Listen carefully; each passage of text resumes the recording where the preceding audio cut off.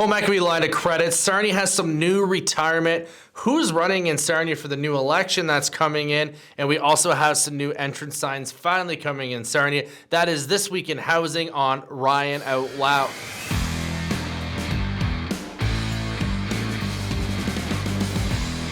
So let's break down all the stuff we're talking about. What is a home line of credit for your home? It's a great thing to put in place, really. And I find do it when you don't need it. You can really take advantage of all those new equity gains we got here in Sarnia-Lambton.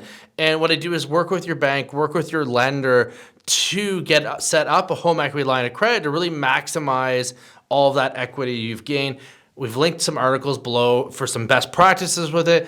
Also, with our new partnership with Cake Mortgages, you can link in there too. And they got over 90 lenders to look at by getting that home line of credit set up as well. So great thing to really look at as well. Sarnia, we have some great progress too with some new retirement community they're building here in Sarnia-Lambton, and that is the old Bayside Mall. We're going to see 160 fully independent apartments, and then we're also going to see 17 townhomes on that property, it looks like, as well. We linked it here below. I love seeing the progress they're doing there at Bayside Mall. It's going to be a new gem for our downtown that I think really, like anyone from Sarnia-Lambton, we've been saying for the last 15 years, just under 5 years, just under 5 years, just under 5 years. And to finally seeing this project come to fruition is absolutely amazing, especially someone who lives close to downtown. Our office is downtown. Absolutely fantastic news for Sarnia-Lambton to have that new jewel there. The last big development we saw in Sarnia-Lambton downtown really was the art gallery. I think that really kickstarted a lot of the development and stuff that we see here. So we have the ballot. It's all set for Sarnia-Lambton. We have everyone running. Who's the best choice for Sarnia-Lambton? Are we going to see another Bob Bailey reelected for a Conservative Party? Or do you think it'll get switched up here in Sarnia-Lambton? I'd love to hear people's input on that. A lot of newcomers, a lot of fresh faces on the ballot. I think Bob is really the only one that's returning. I think everyone from all the other parties are new candidates here for Sarnia-Lambton. And there's also the new Blue Party as well that's entered the race. So it'll be very interesting to see how the election turns out this year. Will some stuff be split because of some new parties, or will things just be status quo in Sarnia-Lambton? Sarnia-Lambton, finally, we're getting some new entrance signs. So, you know, when you come into the city and it says, welcome to Sarnia, those are finally getting replaced. Great article here from the Sarnia Observer talking about that. You know, there's 7 that they're going to be identifying doing. I think it was around just over $100,000, the cost to do it for the Sarnia, but I think it needs to be done. Like, when's the last time they were done? Like the 70s, probably. What should they be like? What should it be on there? Should it be interactive? Digital? Who knows, right? I put all the info in here for you guys so you can take a look at it as well.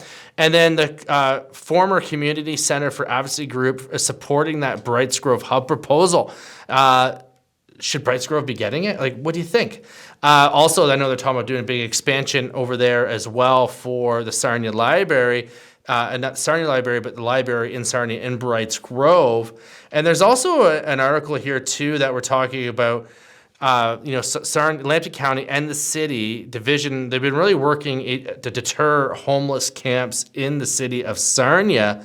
What's the answer there for the homeless crisis we have in Sarnia-Lambton? You know, thank goodness we have the warmer weather upon us here for the summer, but that's only a temporary fix, warm weather. You know, what is the fix for when the winter comes and getting people in some sort of housing so there could at least be a bit of control and organization and make it safe for, you know, the people that are homeless and also the community. So I think that's an ongoing problem in every community, is how to fix that. I don't know the answer. If you have one, I'd love to hear it, which would be absolutely fantastic. And then let's just look now at some local numbers in the market, what we saw for last week. And you'll hear this again on the interview I do with George Hayes every week. So 2021, we saw 55 homes sold for this last week. 5 come off the market. And now back to 2022, you know, we saw 59 new listings, 41 sold, 3 come off the market. So we're behind in the amount of sales compared to last year. 100%. Market's still very strong. I think there's a lot of things affecting the market right now. You have interest rate hikes. Obviously, there's, people allowed out finally to do things in the world, explore things. And I think there's some uncertainty with the world right now.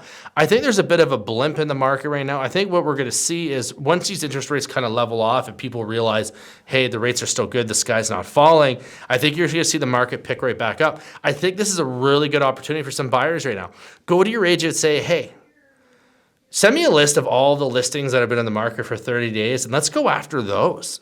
Maybe we can get some money off. We can negotiate some terms. Like we're seeing home inspections back in deals again more and more often. So really good opportunities there. If you are a buyer, look at those older listings. Maybe they're even 5% above your price range, and you can negotiate them down more into your price range. So just a couple tips for you there. That's another week of Ryan Out Loud with This Week in Housing. Look forward to seeing everyone next week. And remember, put Sean on your line.